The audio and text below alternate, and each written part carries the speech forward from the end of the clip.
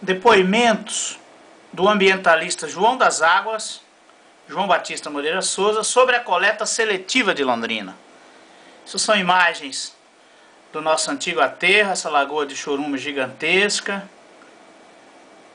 pneus e todo tipo de resíduos jogados sem nenhum critério até o ano de 2001. Os catadores, em meio ao aterro, um processo exploratório e degradante.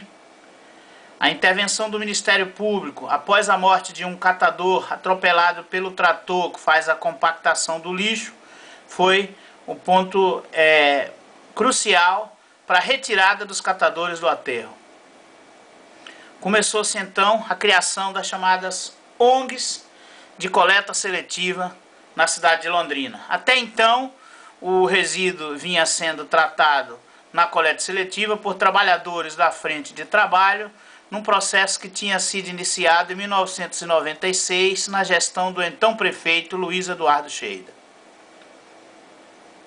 A gente vê o absurdo de um avião passando sob a pista. Isso é um dos poucos municípios brasileiros que tem uma situação dessa, de perigo, de risco urbano, em razão dos pássaros, do aterro que pode ter contato e sofrer e provocar acidentes. E no ano de 2008 tivemos diversos acidentes de pássaro chocando-se contra aviões. A própria Infraero alegando para essa questão. E aqui dados da coleta seletiva brasileira, que segundo o SEMP, Compromisso Empresarial para Reciclagem, no ano de 2008, tínhamos então 14% da população brasileira atendida por coleta seletiva. Percentual das maiores cidades atendida por coleta seletiva. Londrina está entre as cidades brasileiras que mais faz a coleta seletiva. Proporcionalmente a cidade brasileira que mais faz a coleta seletiva. Então a gente vê São Paulo, por exemplo, dado de 2008, com 2.782 toneladas, e Londrina com espantoso índice de 3.540 toneladas. Ou seja, em volumes totais, Londrina reciclando mais que São Paulo, que Rio de Janeiro, que Curitiba, com apenas 1.530 toneladas. Então Londrina, né, num número espetacular, de 3.540 toneladas.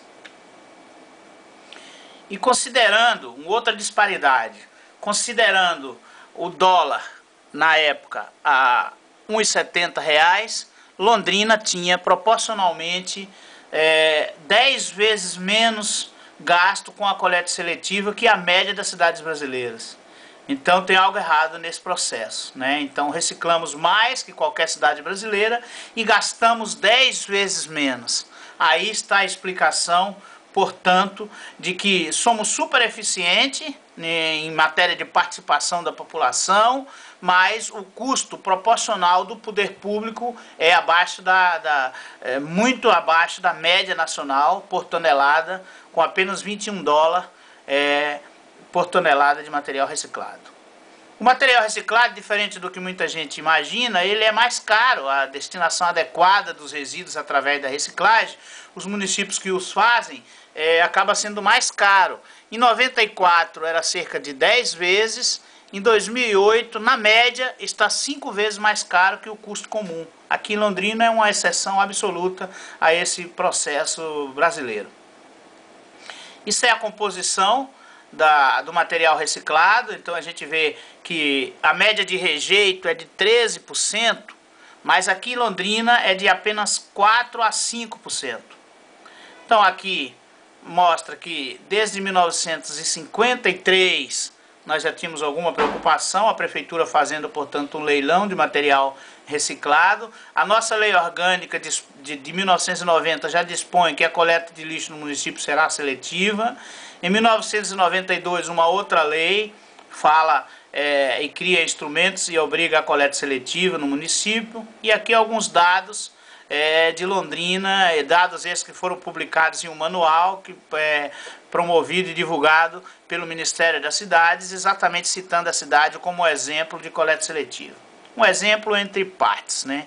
Então, em 2001, com o encerramento do lixão, criamos então 13 entidades de associações de catadores.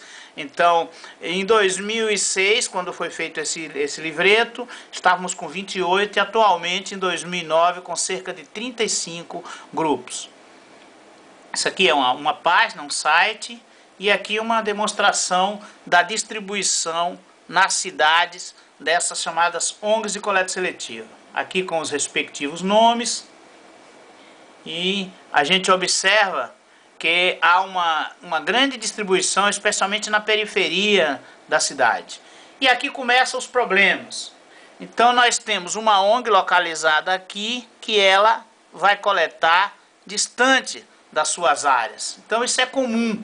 Então a ONG às vezes não coleta, como o caso dessa ONG Arel, por exemplo, não coleta no próprio bairro em que está localizado.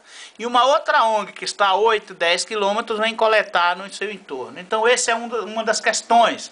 Não há logística adequada para o recolhimento do material. Então o pessoal acaba consumindo muito combustível, deslocamento, desgaste de automóvel, perda de tempo. Enfim, esse é um dos mais sérios problemas e que precisa ser revisto. Uma outra situação, observe-se que essa ONG que aqui está localizado, ela então não coleta no seu próprio entorno, no bairro do seu entorno, e ela vai coletar em bairros distantes, né? Também caracterizando uma situação absolutamente equivocada, né? Então ela coleta em bairros distantes, deixa bairros mais próximos e o próprio bairro em que está inserida sem a coleta. Uma outra situação que demonstra um dos problemas da coleta seletiva. Ou seja, nos bairros de baixo adensamento não tem a coleta seletiva. Ou quando existe é feito por pessoas individualmente, de forma totalmente irregular, porque essas pessoas acabam levando esse material, muitas vezes no próprio bairro, para ser separado em casas.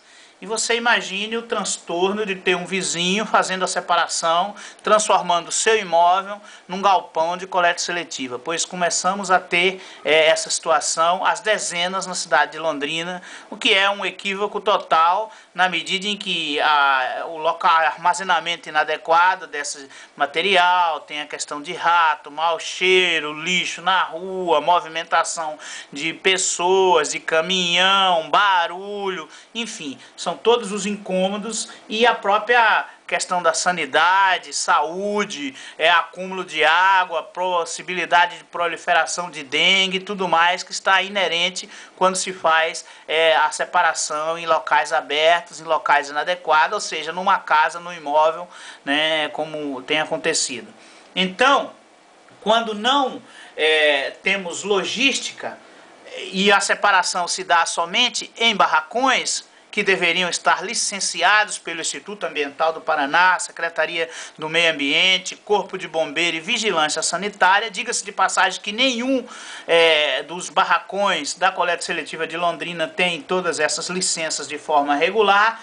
Então nós temos essa precariedade comum no processo com a reciclagem em imóveis, fundos de vale, locais totalmente irregular, perigoso e insalubre.